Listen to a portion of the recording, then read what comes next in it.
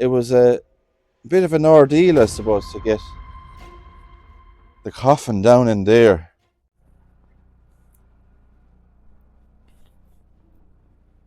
This is sacred to the memory of Michael.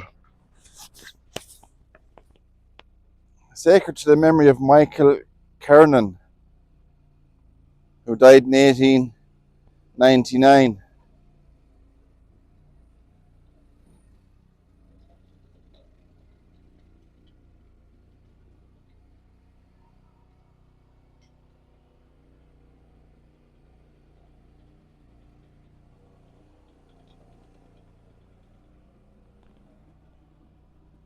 So there's actually a new section being done here in Glasnevin for remains and niches, and we can just see the people at work there, and some of them still have that plastic covering on them there, so they're just brand new, haven't been used. So we'll try and get over there and have a closer look if we can, while we go around and look for other graves. So this is the new section, just in here. As we can see, there's no names on them, but they will be used in the future.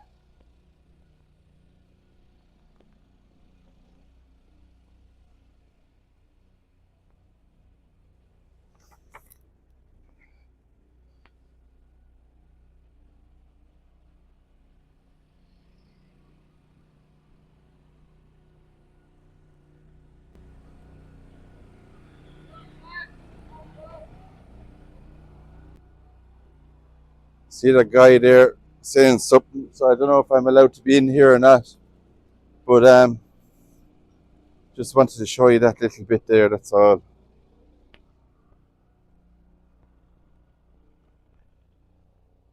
Well, I mean, at the end of the day, guys, you know, there's workers in there and all that, but they should close off the area if they don't want people going in there, you know, in that section.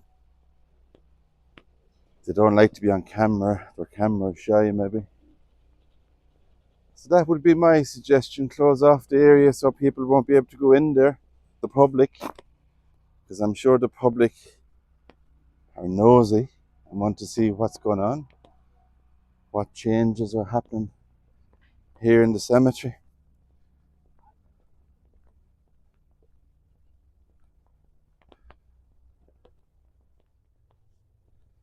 Right, so I'm on the lookout for the grave of William Dargan, who died in 1867, Ireland's first railway pioneer, and a very interesting man.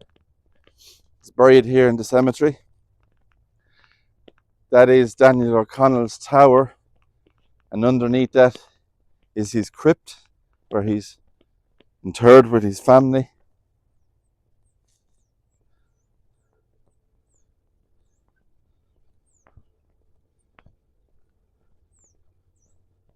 So I think his grave, William Dargan's, is not too far from the entrance of Glasnevin here.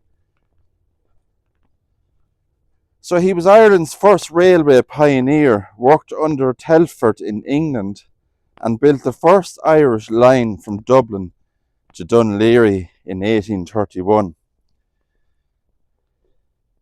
So a very interesting man. And he declined actually a knighthood from Queen Victoria, believe it or not. So I'd say Queen Victoria was not very impressed that he turned down a knighthood. He had business difficulties, made him virtually bankrupt at the time of his death.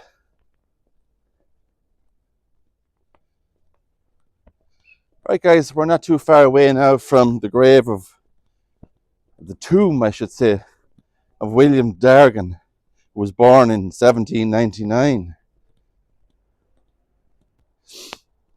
So he's buried here, not too far from the museum, I suppose, there in Glasnevin.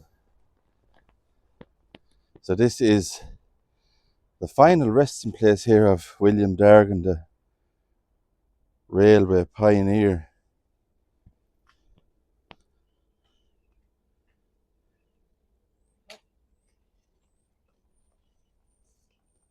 And he died the 7th of February 1867, aged I think 68 years old. And a lovely final resting place he has. That black and gold wrought iron railing going around his tomb.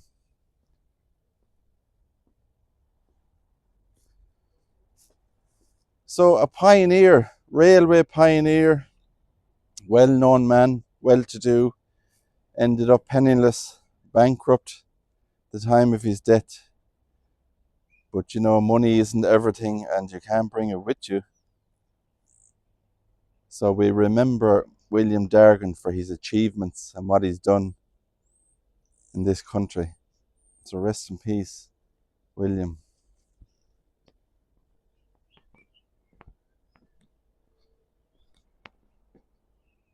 This is the Boland Mausoleum, 1871. Very elaborate. Padlock on the doors there. You can imagine this would have cost a lot of money back in the 1800s to construct this. It's like a miniature church.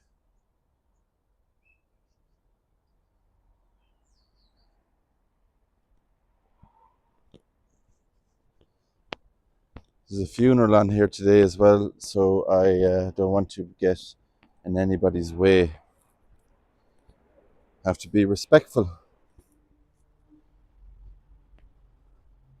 So another interesting grave here that I'm looking for is the Jesuits priests, and I think it's in here. And one of the graves or people that's buried in here is Father Francis Browne, best known for his photographs taken aboard RMS Titanic shortly before it sank in 1912. He came from Southampton to Queenstown, which is now known as Cove in County Cork. The last known pictures he took were Captain Smith and Major Archibald W. Butt, military aide to Presidents Roosevelt and William Taft. After he heard of Titanic sinking,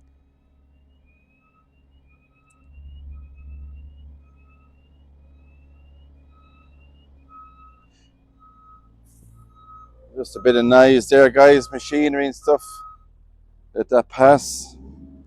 So he retained his negatives but sold his photos to various newspapers which appeared all over the world. And we're going to go and look for his name on the headstone here.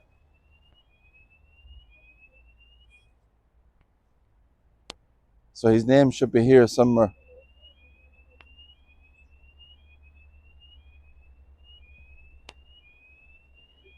Father Francis Browne. And we can see it just down here.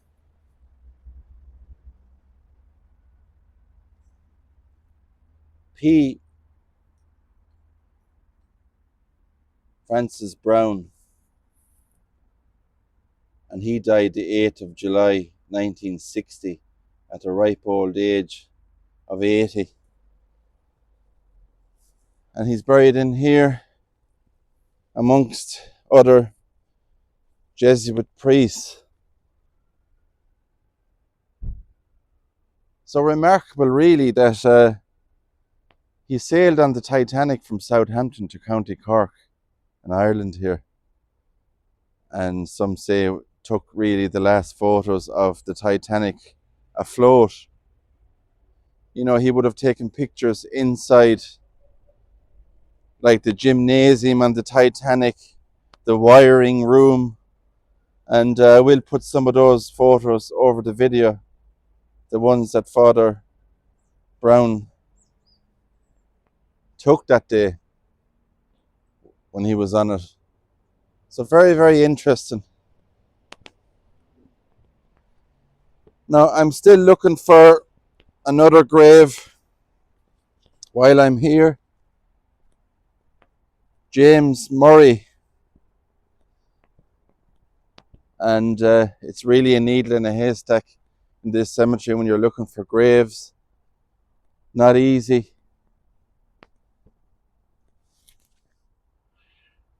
Right, guys, so I'm here in the section where I'm looking for the grave of James Murray, and I cannot seem to find his grave anywhere.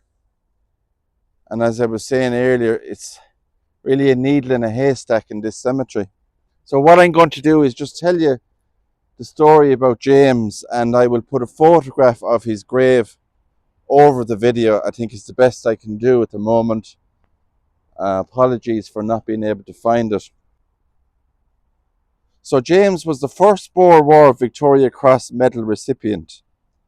He served as a Lance Corporal in the 3rd Battalion. On January the 16th, 1881, in an attack on the Boers in South Africa, Murray noticed a soldier wounded.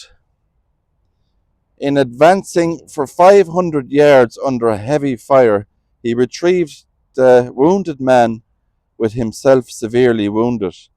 He was awarded the Victoria Cross Medal by Queen Victoria at Windsor Castle on the 15th of May, 1882. So a very, very brave man,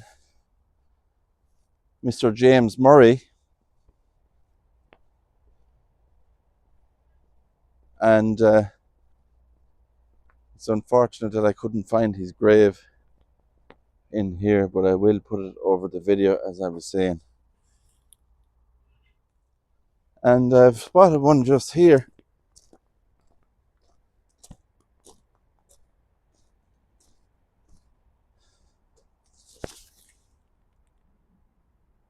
A beautiful motorbike. Look at that. Chucky 2009.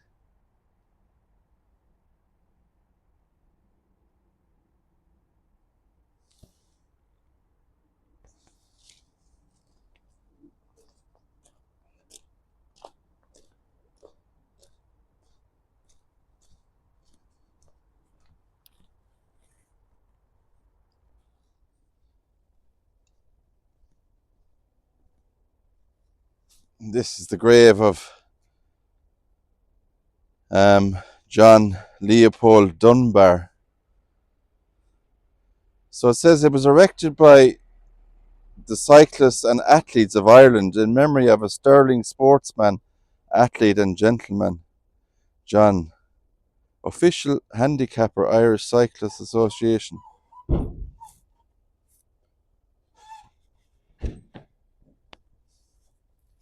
Editor, Irish sportsman, who was born in 1857, died in 1891.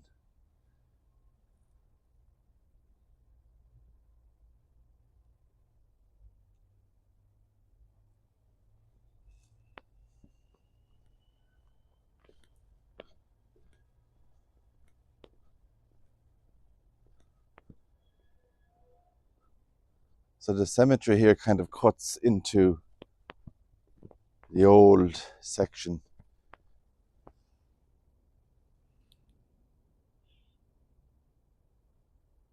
And here's our little friend, look at that, hiding in the tree.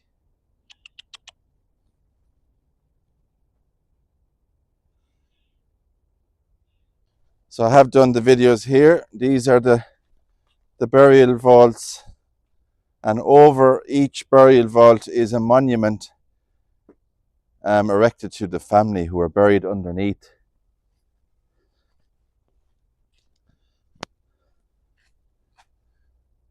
We have an angel here who has lost an arm. And this was erected by dentist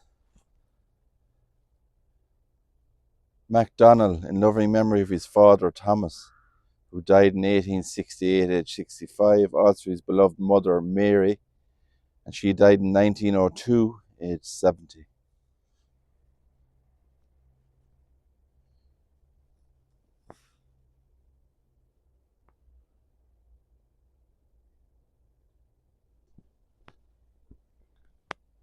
This is the family vault of Thomas Keogh, Esquire.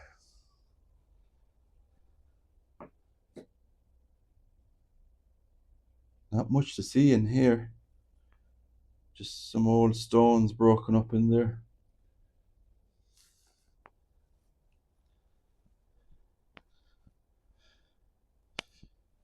It's a huge hole in this grave, look at that. It's all broken away inside there.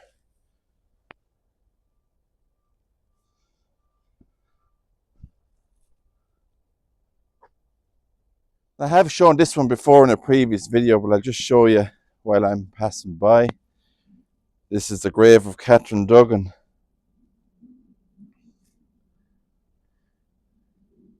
A creepy looking grave, I think. Our monument on it there, the statue.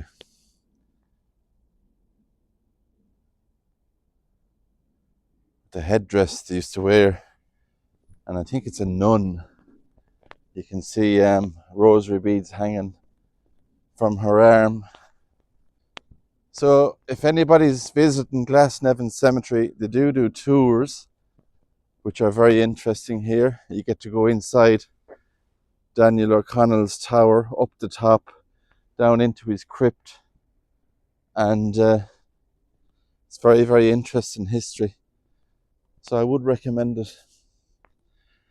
This is sacred to the memory of Alderman John Reynolds, Justice of the Peace, who departed this life 1868, aged 73.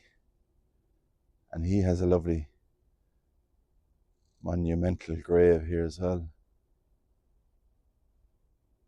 So there is parts of the cemetery, I suppose you would call it, monumental in a way. The artwork in here is really something else. And we have a bit of memento mori. On this grave we can see the skull there and crossbones. And that. So on my way to look for the Dunn grave, I just have this one here. This is the family vault of Mr. Nugent from Rathgar. And look at those steps down into the vault. Michael Nugent of Rathgar, who died in 1858, aged 73. And his wife Patricia, who died in 1878, aged 65.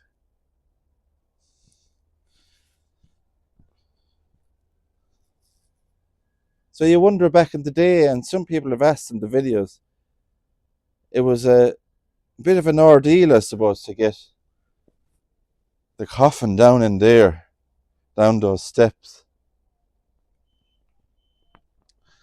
So anyway, we are not too far now from the grave I want to show you of the Dunn family. And it's connected to the Temperance movement. And the Temperance movement, back in the day, I suppose, was Mr. Dunn was against alcohol. Anything alcohol, he was against it. And his wife liked a little tipple herself, a few glasses of wine, and you'll see what I'm talking about when we get to the grave. And I think really he had the last word, even in death, when it came to his wife. This is Matthew Cassidy here, the family vault, who died in 1869. Look at that. He's huge. And this one is blocked up. Lots of rubbish and stuff down there. I just wanted to add to the video as well for interest. If anybody was interested, because I do get a lot of people on the channel, you know, talk about burial and cremation and stuff, and a lot of people opt for cremation these days, especially I suppose when they see, you know, I show a lot of crypts and vaults and remains inside people, and it's really not a pretty sight. So a lot of people actually want to be cremated. There is a crematorium here in Glasnevin Cemetery, and I believe it costs roughly €900 to be cremated here at Glasnevin Cemetery.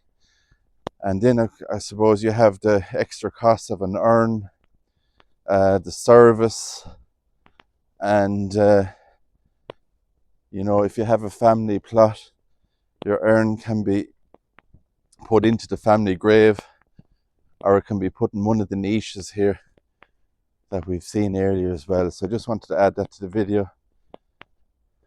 A little bit of information about Glasnevin here.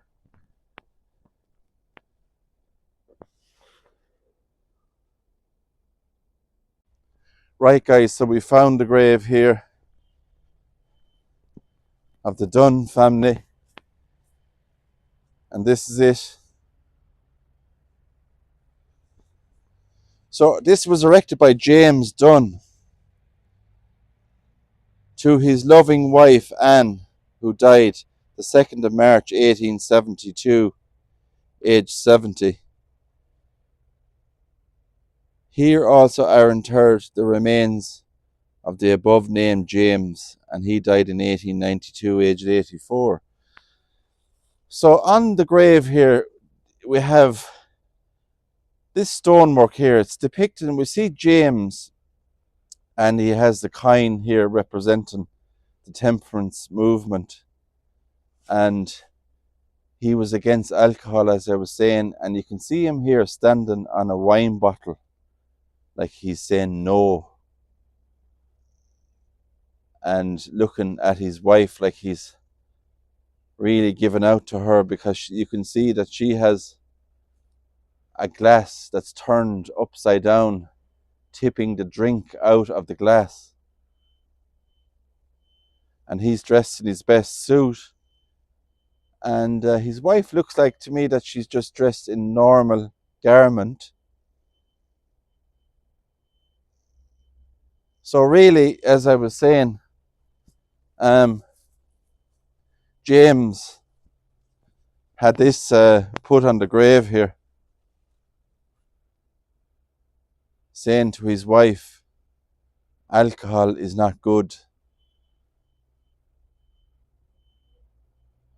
Standing on that bottle.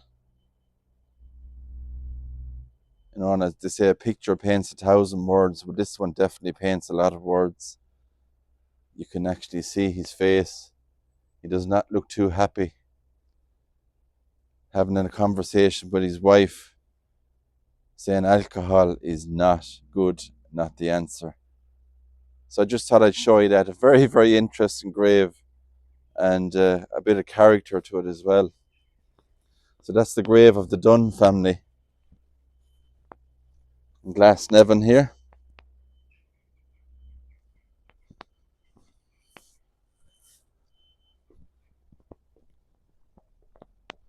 So before I wrap up the video, I just want to bring you over very, very quickly and show you, there's an old pub here, traditional old pub, right next door to Glasnevin Cemetery, and it's Kavanagh's Pub, also known as Gravediggers.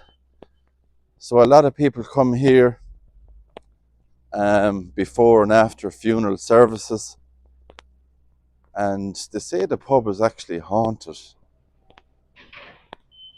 and it's very, very old. So we'll have a quick look at the pub here. A lot of people have done videos here, actually, even, you know, people reviewing food or pints of Guinness in here and stuff.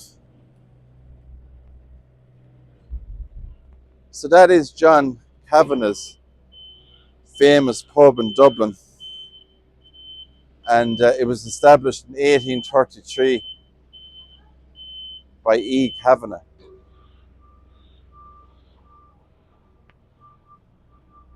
Interesting. Just wanted to show you that as we go back inside the cemetery.